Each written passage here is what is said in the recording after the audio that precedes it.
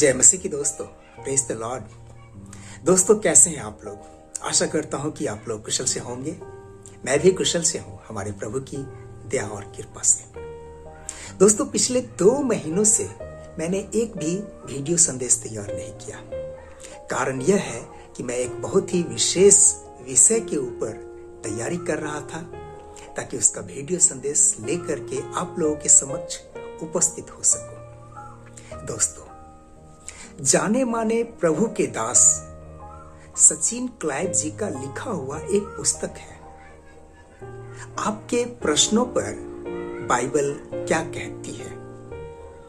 इसी पुस्तक के प्रश्न संख्या 64, क्या महिला पास्टर हो सकती है?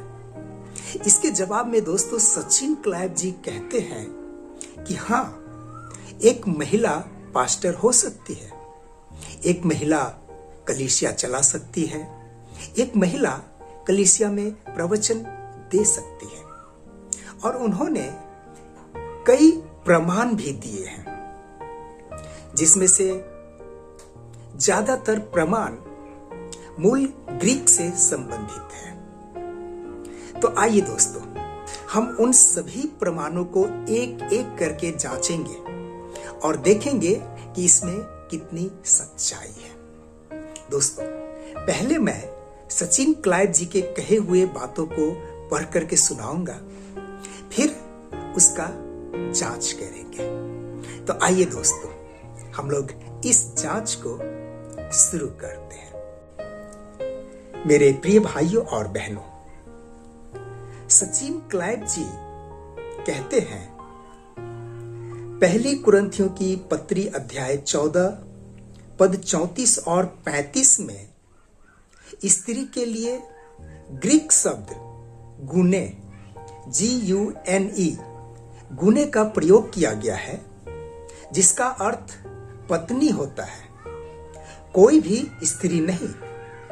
अतः यह कुरिन्थियों की कलीसिया की विवाहित महिलाओं के लिए एक विशेष आज्ञा था, सारी कलीसिया की स्त्रियों के लिए नहीं।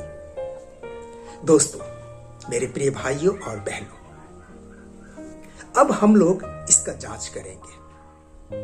पहली कुरिन्थियों की पत्री अध्याय 14 पद 34 और 35 में स्त्री के लिए मूल ग्रीक शब्द इनेशियस का प्रयोग किया गया है, जिसका अर्थ होता है फीमेल, अर्थात स्त्री।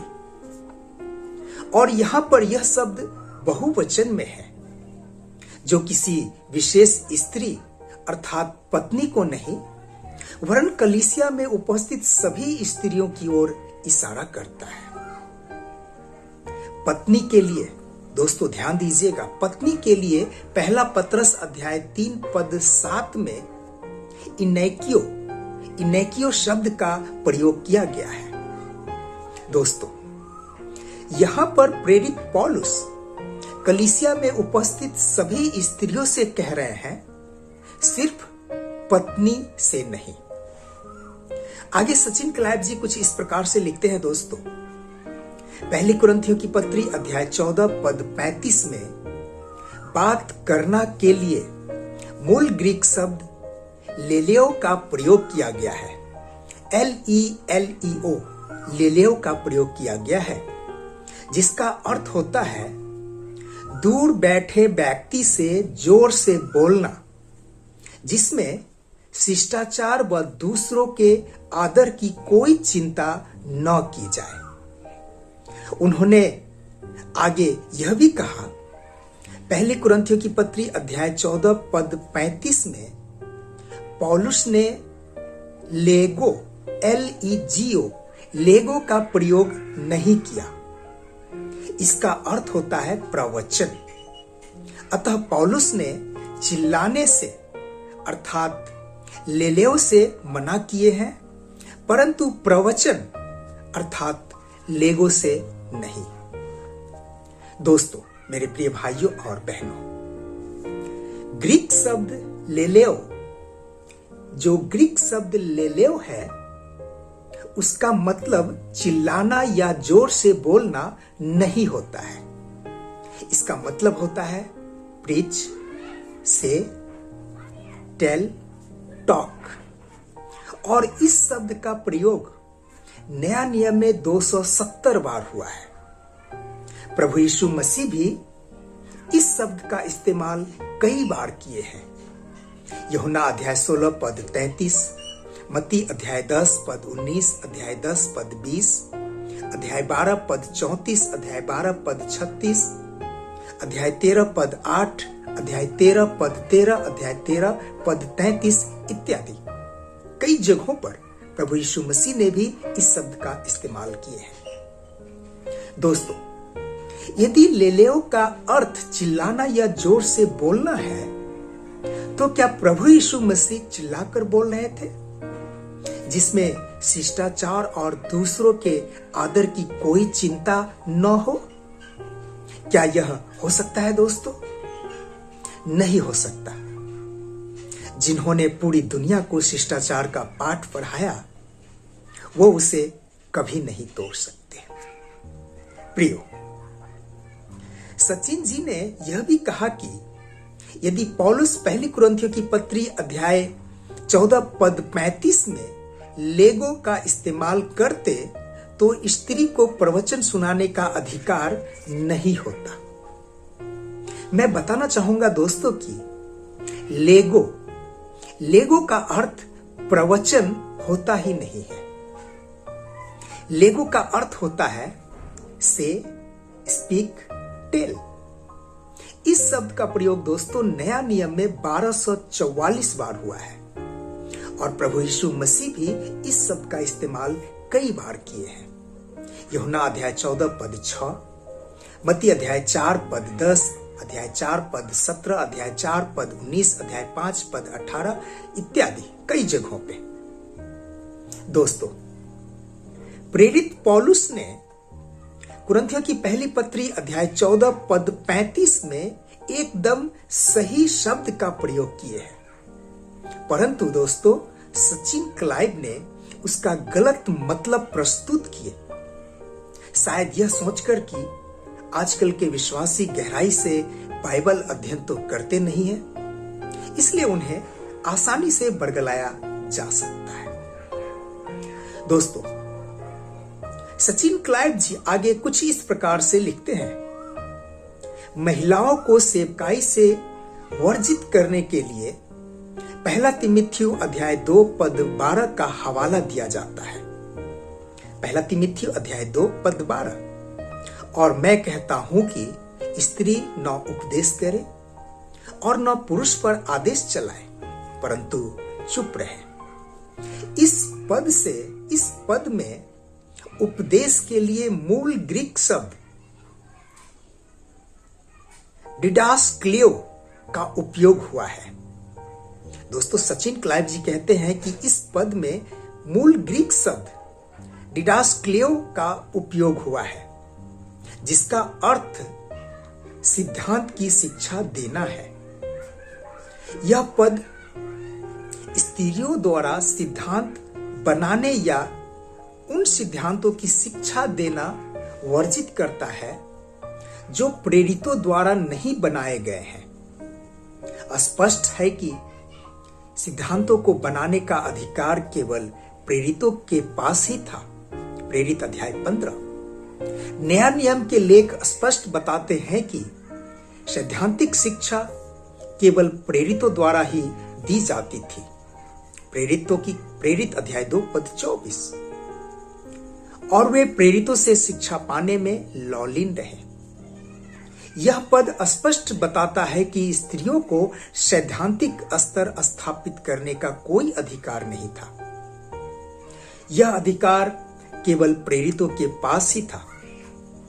प्रेरितों की सभा ही सैद्धांतिक स्तर स्थापित करती थी और जो स्त्रियां सेवकाई में थी उन्हें उन सिद्धांतों का आदर करना होता था तथा उसके विरुद्ध नहीं सिखाना होता था। इसी कारण पौलुस कहते हैं पहले तीमुथियुस अध्याय 2 पद 14 में, और आदम बहकाया न गया पर स्त्री बहकावे में आकर अपराधिनी हुई। दोस्तों, मेरे प्रिय भाइयों और बहनों, यदि संक्षेप में कहा जाए तो सचिन जी के कहने का मतलब यह है कि कलीसिया में महिला पास्टर हो सकती है, वो वचन का प्रचार कर सकती है, परंतु सिद्धांत नहीं बना सकती। प्रियो, पहला तीमुथियुस अध्याय 2 पद 12 में उपदेश के लिए जो मूल ग्रीक शब्द है वो है डिडास्चिन, जिसका अर्थ होता है टीच, प्रीच, प्रीचेस। और यह शब्द दोस्तों नया नियम में 90 बार आया है। पहले तीमुथियुस की पत्री अध्याय 2 पद 12, मत्ती अध्याय 28 पद 20, अध्याय 5 पद 19, अध्याय 15 पद 9, यूहन्ना अध्याय 8 पद 28, अध्याय 14 पद 26 इत्यादि कई जगहों पे। इन सभी पदों में प्रभु यीशु मसीह इन शब्दों का प्रयोग किए हैं दोस्तों। इन सभी शब्दों का प्रयोग प्रभु यीशु मसीह किए हैं। दोस्तों, सचिन क्लाइव जिस ग्रीक शब्द डिडास्क्लियो के विषय में बता रहे हैं, वो शब्द पहले तीमुथियुस की पत्री अध्याय 2 पद 12 में प्रयोग नहीं किया गया है दोस्तों। जिस शब्द के विषय में सचिन क्लाइव जी बता रहे हैं, डिडास्क्लियो, इस शब्द का प्रयोग पहले तीमुथियुस की पत्री अध्याय 2 पद 12 में नहीं किया गया है। बेशक दोस्तों, डिडास्क्लियो का अर्थ डॉक्ट्रिन होता है, परंतु इस शब्द का इस्तेमाल पहले तीमुथियुस की पत्री अध्याय 2 पद 12 में नहीं हुआ है। इस शब्द का प्रयोग नया नियम में 21 बार हुआ है। दूसरी तीमुथियुस की पत्री अध्याय 3 पद 16, मरकुस 7 पद 7, मत्ती अध्याय 15 पद 9, रोमी अध्याय 12 पद 7, अध्याय 15 पद 4, इफिसियों अध्याय 4 पद 14, पहले तीमुथियुस की पत्री अध्याय 1 पद 10, अध्याय 4 पद 1, अध्याय 6 पद, अध्याय 4 पद 6 इत्यादि। परंतु दोस्तों, पहले तीमुथियुस की पत्री अध्याय 2 पद 12 में इस शब्द का इस्तेमाल नहीं हुआ है। दोस्तों, मत्ती अध्याय 15 पद 9 और मरकुस अध्याय 7 पद 7 में दोनों ही ग्रीक शब्द डिडास्चिन और डिडास्क्लियो का प्रयोग हुआ है। दोनों ही पदों में, दोनों ही शब्दों का प्रयोग हुआ है। कृपया आप दोनों पदों को पढ़ें। यहां शिक्षा और सिद्धांत दोनों के लिए अलग अलग ग्रीक शब्द का प्रयोग हुआ है। दोस्तों, शब्दों का हेरा फेरी करके सचिन क्लाइव ने विश्वासियों को भरमाने की पूरी कोशिश की है और पहले तीमुथियुस की पत्री अध्याय 2 पद 12 की व्याख्या जिस प्रकार से वो किए हैं, वो सरासर गलत है दोस्तों। आगे सचिन क्लाइव जी कुछ इस प्रकार से लिखते हैं कि पहले तीमुथियुस अध्याय 2 पद 12 में पुरुष के लिए जिस मूल ग्रीक शब्द अनेर का प्रयोग किया गया है, ANER, अनेर का प्रयोग किया गया है और इसका अर्थ होता है पति। इसका अर्थ होता है दोस्तों पति, सारे पुरुष नहीं। अतः यहां पौलुस कलीसिया की महिलाओं को अपने अपने पति का आदर करने का निर्देश दिया गया था। स्पष्ट है कि पौलुस द्वारा लिखे गए इन वचनों का संदर्भ यह कतई नहीं था कि महिला प्रवचन न करे। अतः ऐसा कोई भी बाइबलीय पद नहीं है जो महिलाओं को कलीसिया में प्रवचन देना या अभिषिक्त सेवकाई करने से वर्जित करता हो। दोस्तों, मेरे प्रिय भाइयों और बहनों, मूल ग्रीक बाइबल में पहले तीमुथियुस की पत्री अध्याय 2 पद 12 में जिस ग्रीक शब्द का प्रयोग हुआ है वो है एंड्रोस,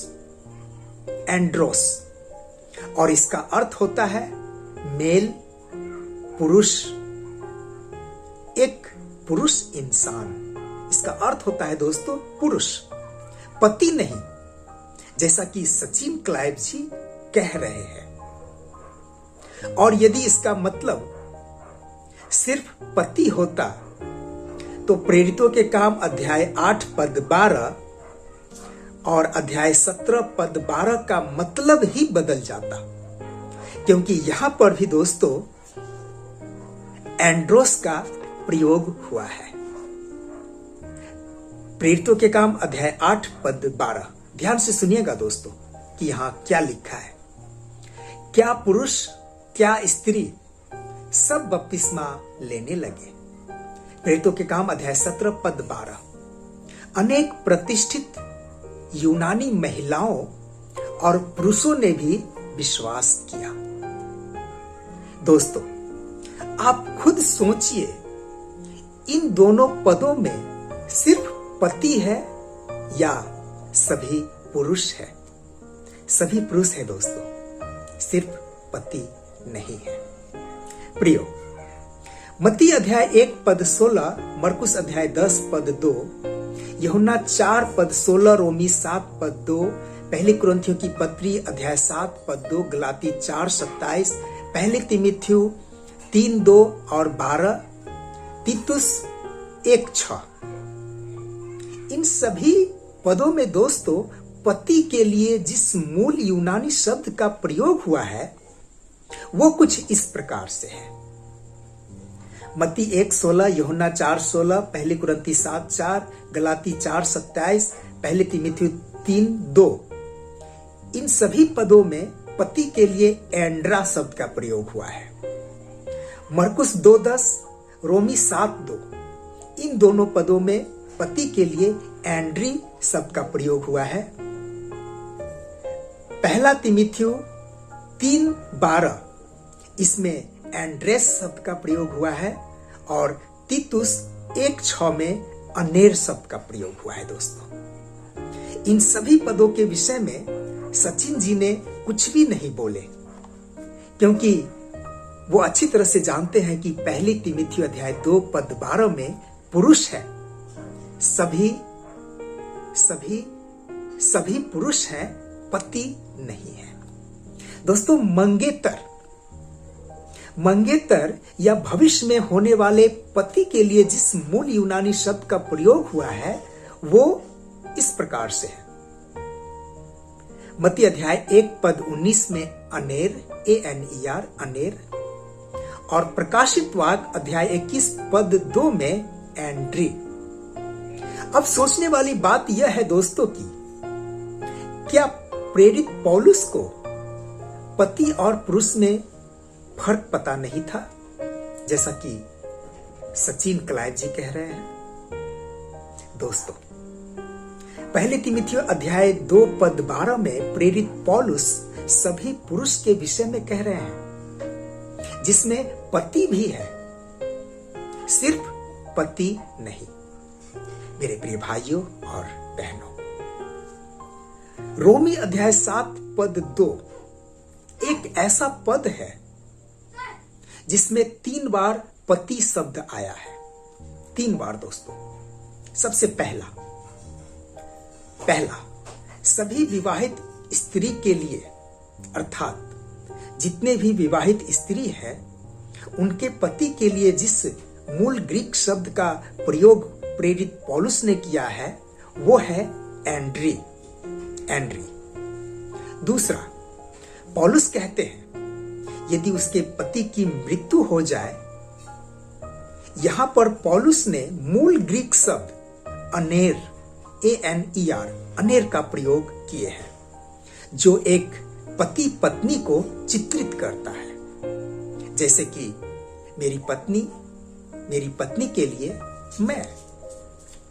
और तीसरा दोस्तों, प्रेरित पौलुस कहते हैं वह उस पति से संबंधित व्यवस्था से मुक्त हो जाती है। दोस्तों पौलुस कह रहे हैं जब एक विश्वासी बहन के पति का मृत्यु हो जाता है तो वह बहन पति से संबंधित व्यवस्था से मुक्त हो जाती है, अर्थात अब वह उसका पति नहीं रहता, सिर्फ एक पुरुष है। इसलिए पौलुस ने यहां पर मूल ग्रीक शब्द एंड्रोस का प्रयोग किया है, जो सभी पुरुष के लिए है। अतः पहली तीमुथियुस अध्याय 2 पद 12 में पौलुस सभी पुरुष के विषय में कह रहे हैं, जिसमें विवाहित स्त्रियों के पति भी है, परंतु सिर्फ पति नहीं है। दोस्तों, मैं एक महत्वपूर्ण बात आप लोगों को बताना चाहता हूं। दोस्तों, नया नियम काइनो ग्रीक में लिखा गया है। काइनो ग्रीक, जो पहली शताब्दी में चलता था, जिसे न्यू टेस्टमेंट ग्रीक भी कहा जाता है, और यह उस समय का अंतरराष्ट्रीय भाषा था। काइनो ग्रीक और मॉडर्न ग्रीक दोनों में जमीन आसमान का फर्क है। नया नियम के एक एक शब्दों का सही मतलब जानने के लिए काइनो ग्रीक में जाना पड़ेगा, तब आप उसका सही मतलब दोस्तों जान पाएंगे। प्रियो, ग्रीक अक्षरों के ऊपर जब आप किसी ग्रीक शब्द को कहीं लिखा हुआ कहीं देखेंगे या आप लिखेंगे दोस्तों, तो ग्रीक, ध्यान दीजिएगा कि ग्रीक शब्दों के ऊपर जो उसका अल्फा, बीटा, गामा, डेल्टा जो अक्षर है, उस अक्षर के ऊपर कई बार कॉमा या डैश भी दिखाई देता है। आपको ऐसा देखने को मिल जाएगा, जो ग्रीक व्याकरण में बहुत महत्व रखता है। शब्दों का मतलब बदल सकता है, इसलिए इसका ध्यान भी रखना जरूरी है। दोस्तों, मेरे प्रिय भाइयों और बहनों, पौलुस बहुत ही ज्ञानी इंसान थे दोस्तों, बहुत बुद्धिमान इंसान थे। वो कभी भी गलती नहीं कर सकते थे, परंतु उनके द्वारा कहे गए शब्दों का हेराफेरी करके यदि कोई यह प्रमाणित करने का कोशिश करे कि महिला पास्टर हो सकती है, महिला कलीसिया चला सकती है, महिला कलीसिया में प्रवचन दे सकती है, तो निश्चित ही वो विश्वासियों को बरगला रहा है। और वो यह भी जानता है कि विश्वासी लोग गहराई से बाइबल अध्ययन नहीं करते हैं, इसलिए मूल ग्रीक शब्दों का हेराफेरी करके विश्वासियों को बरगलाया जा सकता है। दोस्तों, रोमी अध्याय 16 पद 1 का हवाला देते हुए सचिन जी कहते हैं, क्या कहते हैं, ध्यान से सुनिएगा दोस्तों। सचिन जी कहते हैं, यहां पौलुस स्पष्ट रूप से बताते हैं कि फीबे नाम की स्त्री क्रिंखिया की कलीसिया की सेविका है। सेविका के लिए मूल ग्रीक शब्द याकोनोन का उपयोग पौलुस द्वारा किया गया है, जिसका अर्थ होता है डिकनेस। अतः बाइबल स्पष्ट बताते हैं कि क्रिंखिया की कलीसिया में डिकनेस का काम फीबे नाम का एक महिला द्वारा किया जाता था। आगे सचिन जी यह भी लिखते हैं कि कलीसियाई इतिहासकार यूसेबियुस के अनुसार फीबे 2 कलीसिया चलाती थी और सेवकाई के लिए बहुत यात्रा करती थी। मेरे प्रिय भाइयों और बहनों, यहां पर रोमी अध्याय 16 पद 1, यहां पर जो अनुवाद किया हुआ शब्द सेविका है, उसका अनुवाद प्रायः डीकन किया जाता है, जिस कारण कुछ लोग यह विश्वास करते हैं कि बहन फीबे महिला पास्टर है। मूल ग्रीक बाइबल में रोमी अध्याय 16 पद 1 में जिस शब्द का प्रयोग किया गया है, वो शब्द है डियाकोनोन। दोस्तों ध्यान से सुनिएगा, वो शब्द है डियाकोनोन, और इसका अर्थ होता है मेल या फीमेल नौकर, सहायक, परिचारक। दोस्तों, पौलुस इसी शब्द का इस्तेमाल गलातियों की पत्री अध्याय 2 पद 17 में भी किए हैं। सुनिएगा दोस्तों कि वहां क्या लिखा है, अतः हम जो मसीह में धर्मी ठहराए जाने की खोज कर रहे हैं, यदि स्वयं ही पापी निकले, तो क्या मसीह पाप का सेवक है? कदापि नहीं। यहां पर भी सेवक के लिए डियाकोनोन शब्द का प्रयोग किया गया है दोस्तों। मेरे प्रिय भाइयों और बहनों, दास शब्द को उसके स्वामी के संबंध के लिए और सेवक शब्द को उसके कार्य के संबंध में प्रयोग में लाया गया है। दास शब्द का प्रयोग उसके स्वामी के अधीन होने के संदर्भ में किया गया है। मत्ती अध्याय 6 पद 24, इफिसियों की पत्री अध्याय 6 पद 6। और सेवक का प्रयोग दूसरों के प्रति उसकी सेवा के संदर्भ में किया गया है। लूका अध्याय 10 पद 40, रोमी अध्याय 12 पद 10। दोस्तों, प्रेरित पौलुस रोम की विश्वासी भाई बहनों से बहन फीबे का परिचय कराते हुए कहते हैं, बहन फीबे क्रिंखिया की कलीसिया की सेविका है। पौलुस के कहने का यह मतलब नहीं है कि बहन फीबे महिला पास्टर है या चर्च चलाती है। पौलुस के कहने का मतलब यह है दोस्तों कि बहन फीबे एक बहुत ही अच्छी विश्वासी बहन है, कलीसिया में विश्वासियों की सेवा टहल करती है और बहुतों के साथ साथ मेरी भी सहायक रही है। प्रियो मेरे दोस्तों, आज की कलीसियाओं में बहनें सेवा टहल करने से शर्माती है। कपड़े गंदे हो जाएंगे, लोग क्या कहेंगे, वगैरह वगैरह। परंतु दोस्तों, आज की तारीख में भी ऐसी मंडलियां हैं जहां की बहनें सेवा टहल करने से शर्माती नहीं है और ना ही कपड़े गंदे होने का डर होता है। ब्रदर भक्त सिंह असेंबली, दोस्तों ब्रदर भक्त सिंह असेंबली नेपाल में एलसदाई के नाम से जाने जाते हैं और इंडिया में हेब्रोन के नाम से।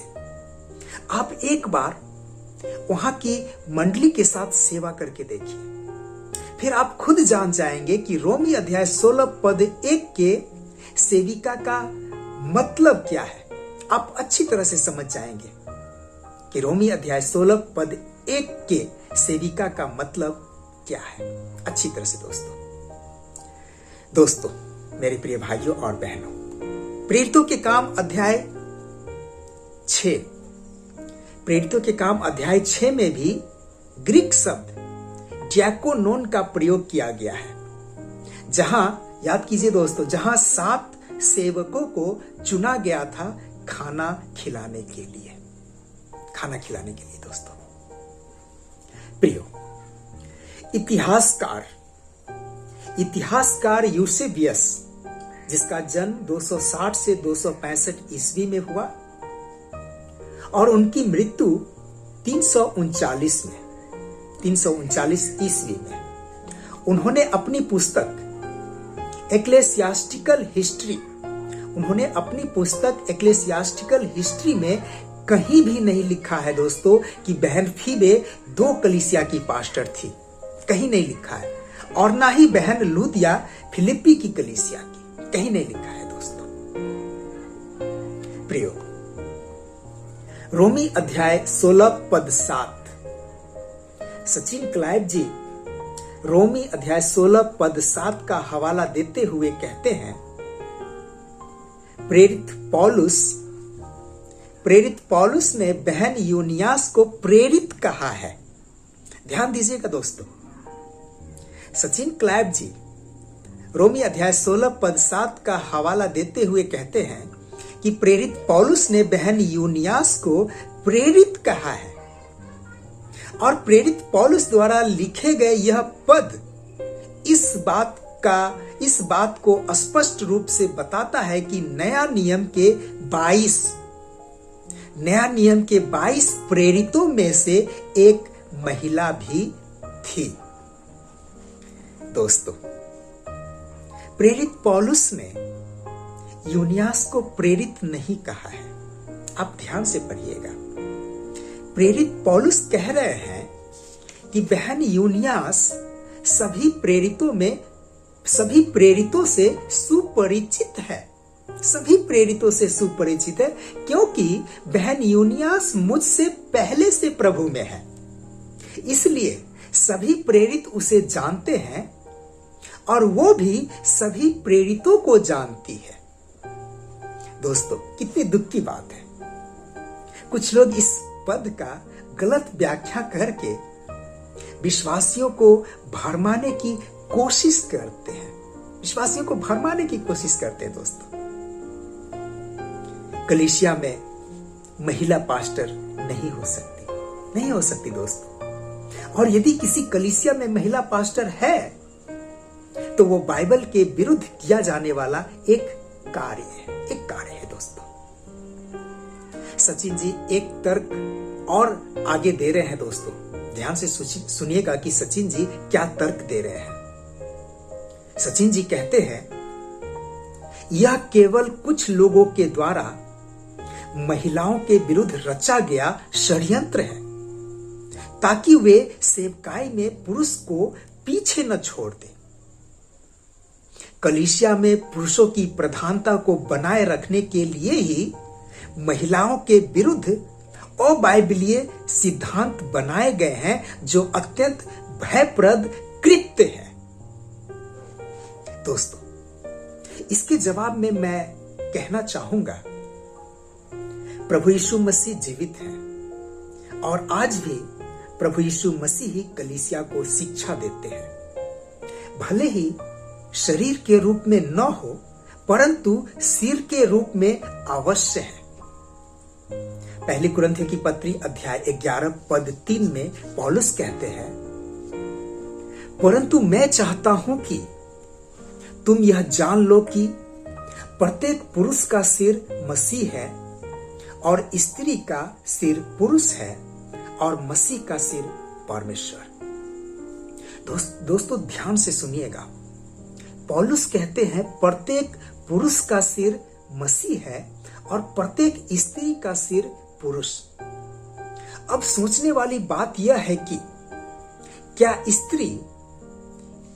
स्त्री अर्थात जिसका सिर पुरुष है कलीसिया में पुरुष को अर्थात जिसका सिर मसीह है प्रवचन या शिक्षा दे सकती है?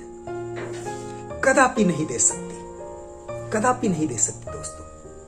पुरुष अर्थात स्त्री का सिर प्रभु यीशु मसीह को अर्थात पुरुष के सिर को प्रवचन या शिक्षा नहीं दे सकती।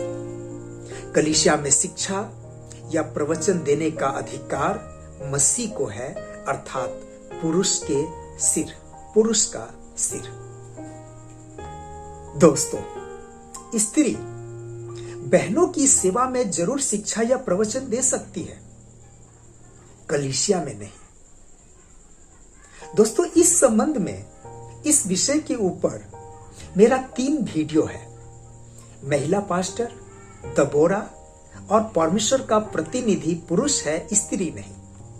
इस वीडियो संदेश को और भी अच्छी तरह से समझने के लिए इन तीनों वीडियो को जरूर देखिएगा दोस्तों। आगे सचिन जी कुछ और भी तर्क प्रस्तुत किए हैं दोस्तों। कुछ और भी तर्क आगे सचिन जी प्रस्तुत किए हैं जो एक एक करके मैं आपको पढ़ करके सुनाऊंगा। पहला, प्रभु यीशु मसीह के क्रूसीकरण के समय महिलाएं क्रूस के पास थी और पुरुष डर के मारे घर में बैठे थे। यूहन्ना अध्याय 19 पद 25, यूहन्ना अध्याय 20 पद 19। दूसरा, प्रभु यीशु मसीह के मृत शरीर को कब्र में रखवाने में महिलाओं ने सहयोग किया, पुरुष जान बचाकर भाग गए थे। लूका अध्याय 23 पद 55-56, मरकुस अध्याय 15 पद 47, मत्ती अध्याय 27 पद 61, 26 पद 65। तीसरे दिन सूर्य उदय होते ही महिलाओं ने कब्र पर गई ताकि सुगंधित वस्तुएं उनके देह पर मल सके। मरकुस अध्याय 16 पद 1।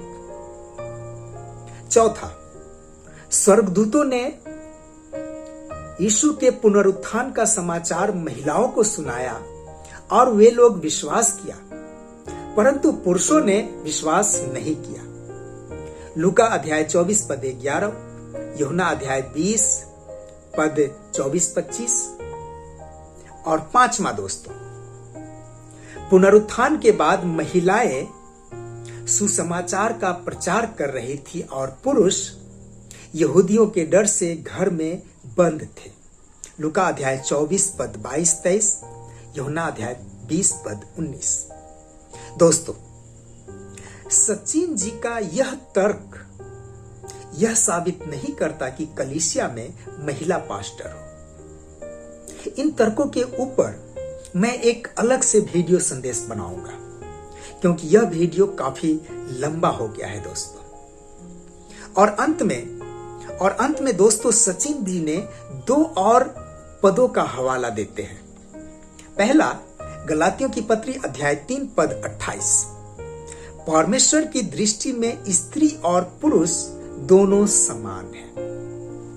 ध्यान दीजिएगा दोस्तों, सचिन जी ने गलाती अध्याय 3 पद 28 का हवाला देते हुए कहते हैं कि परमेश्वर की दृष्टि में स्त्री और पुरुष दोनों समान हैं। दोस्तों, इसका मतलब यह नहीं कि कलीसिया में महिला पास्टर हो। इसका यह मतलब नहीं है दोस्तों कि कलीसिया में महिला पास्टर हो, वरन इसका यह मतलब है कि मसीह के शरीर की एकता में, ध्यान दीजिएगा दोस्तों, गलाती अध्याय 3 पद 28 का जो सही मतलब है वो ये है कि मसीह के शरीर की एकता में जाति, पद और लिंग का भेदभाव अपना महत्व खो देता है। आत्मिक स्थिति सबके लिए समान है, परंतु इसका अर्थ यह नहीं कि भिन्नता का अस्तित्व मिट गया। भिन्नता का अस्तित्व मिट गया, इसका अर्थ ये नहीं, और ना ही यह कि शरीर में सबका एक ही कार्य है। यह भी इसका मतलब नहीं कि शरीर में सबका एक ही कार्य है। पहले कुरिन्थियों की पत्री अध्याय 11 पद 3, पहला तिमुथियुस अध्याय 2 पद 12, कृपया आप लोग जरूर पढ़ लें। और दूसरा हवाला भजन 68 पद 11 से सचिन क्लाइव जी दिए हैं।